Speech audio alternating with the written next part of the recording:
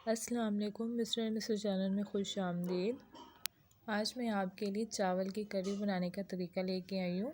बहुत आसान सी रेसिपी है और आप इनको कम चीज़ों में बना सकते हैं।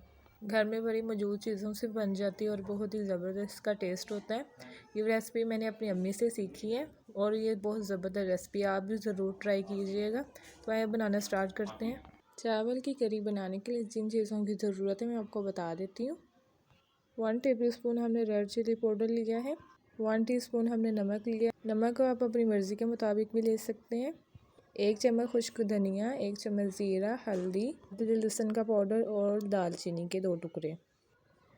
1 कप दूध लिया है, 1 कप ऑयल लिया है और चावल लिए हैं जिसको मैंने सुबह भिगो के रख दिया था। उनको हाथों से मसल के बारीक कर लिए हैं।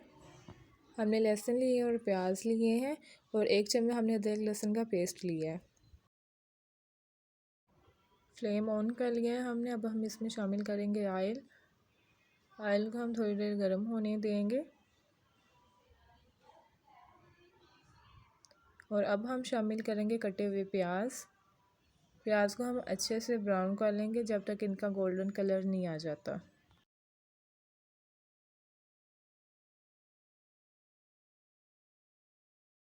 प्याज हमारे ब्राउन हो चुके हैं। अब हम शामिल करेंगे अदरक लहसुन का पेस्ट और इसको अच्छे से भूनेंगे।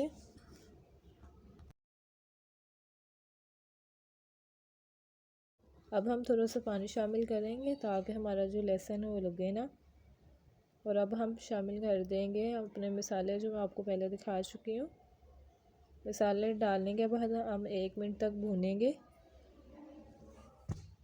अब हम मसाला अच्छे से भूनेंगे 1 मिनट तक और हल्का हल्का सा पानी डालेंगे ताकि हमारा जो मसाला है वो ना लगे। मसाला भूनने के बाद अब हम शामिल करेंगे लहसुन और हमने जो चावल भिगो के रखे थे वो भी अब हम डाल देंगे और इसको 1 मिनट के लिए हम पकाएंगे। अब हम इसमें थोड़ा सा पानी डाल के इसको कवर करके रख देंगे 2 मिनट के लिए। 2 मिनट हो चुके हैं, हम चेक कर लेते हैं। अब हम इसको भूनेंगे 1 मिनट तक और अब इसमें हम शामिल कर देंगे पानी। पानी हम डालेंगे 2.5 गिलास। पानी डालने के बाद अब हम इसको कवर करके रख देंगे 15 मिनट के लिए हल्की आंच पे।